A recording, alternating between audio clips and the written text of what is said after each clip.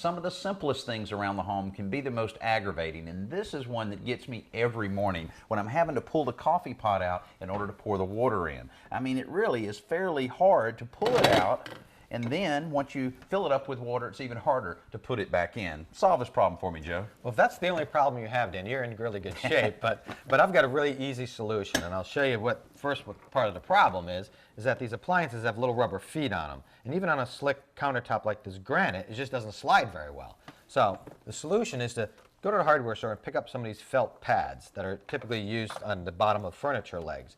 And they have a peel and stick pad on the bottom.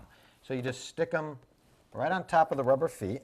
Now, why wouldn't you put it right beside it here, Joe? Well, you could, but in this case, the rubber is thicker than the felt pad, and the felt pad wouldn't touch the countertop if we put it next to it.